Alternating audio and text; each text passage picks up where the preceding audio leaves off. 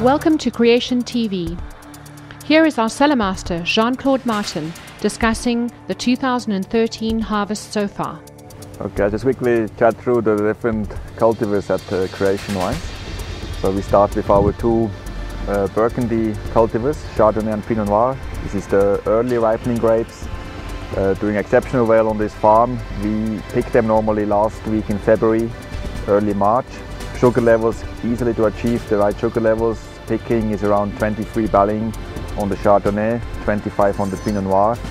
That is where we get the optimum ripening out of the berries. So from a disease point of view, these are two cultivars who are not really at high risk for botrytis, so therefore we can really pick them at the right time without any stress. Crop size wise, they're doing pretty well. We're coming in the Chardonnay up to 5.5 tons per hectare, and Pinot Noir we also hope to achieve close to 5 tons, and I think that's a pretty good size.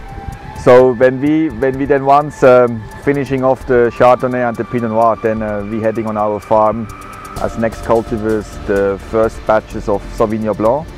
Sauvignon Blanc is also a cultivar very suitable. We can produce Sauvignon Blanc more on the riper style profile, more on the lychee passion fruit. And to achieve this flavor profile, we have to go also into the 23 balling. And that's something we can achieve here. The only thing is what we have to be slightly careful. Sauvignon Blanc has a chance sometimes to have a little bit of botrytis. Therefore, we have the canopy, especially on the morning sun, slightly opened up. Therefore, we have good air circulation, and that's normally preventing us from having early botrytis coming in there. When we pick at 23 balling on the Sauvignon, that normally gives us the ideal acidity in the final product, who we believe that it's for us quite nice to be at around 6.5 to 6.8 gram of acidity after fermentation. Once Sauvignon Blanc also dusted, then we have the next red wines coming in. Early block of Merlot.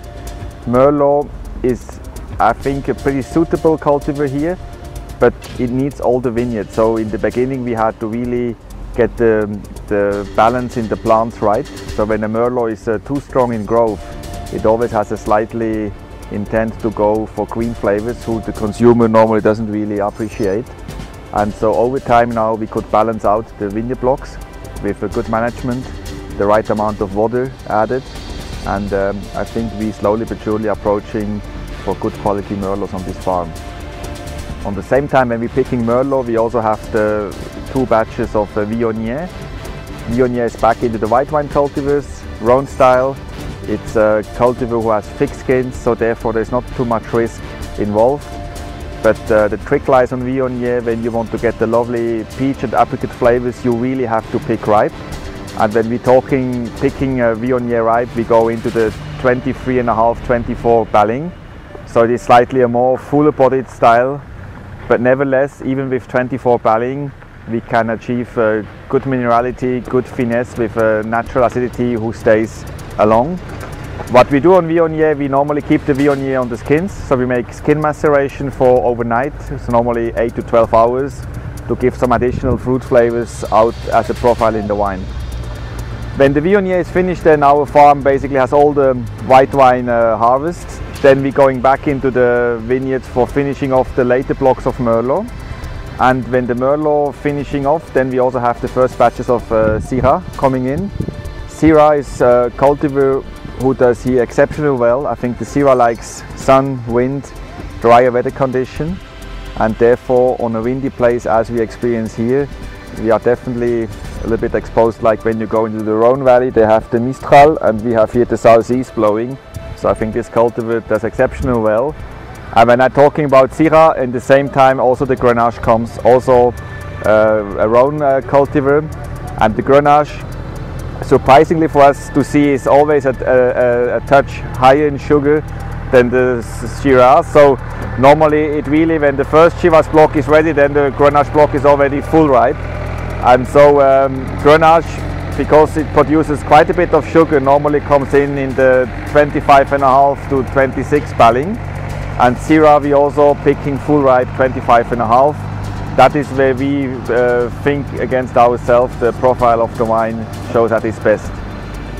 When once the Syrah comes to the end, who is on our farm quite a big cultivar, we're making plus minus 50 tons, like we do the same thing on the Merlot. Then we have another 2 cultivars to finish off the season, so we always have to keep all the winemakers focused that we're not going too early for Easter holidays. That's normally after Easter. We go then for the Petit Verdot and Cab Sauvignon. And on our farm, on a normal year, Cab Sauvignon comes a week earlier than the Petit Verdot. And that's also 2 cultivars, thicker skins, therefore not so at risk for botrytis. So we not have huge stress level even when we're getting maybe 1 or 2 small cold front in between and a little bit of rain. These cultivars can quite resist against the disease, and we're getting them also in at full ripening, who in our case would be also at least a 25 to 25.5 Balling. Crop size on Cab Sauvignon, it is quite small. We're looking more into 4 tons per hectare. On the Petit Verdot, it's a touch higher. It can come up to sometimes 6 tons. And the Petit Verdot on our farm is definitely the cultivar we utilize the most for our blending component. Especially on the Bordeaux blend, we go in with around between 10 to 20% on a yearly base. And it definitely brings something to the party. And that's it. So when we produce the whole harvest like this, we normally ending up with close to 280 tons of grapes. With the next plantations of Pinot Noir going in, we will be coming close to 300 tons. And I think for the time being, that is for us the right size, and that is what we will carry on over for the next few years.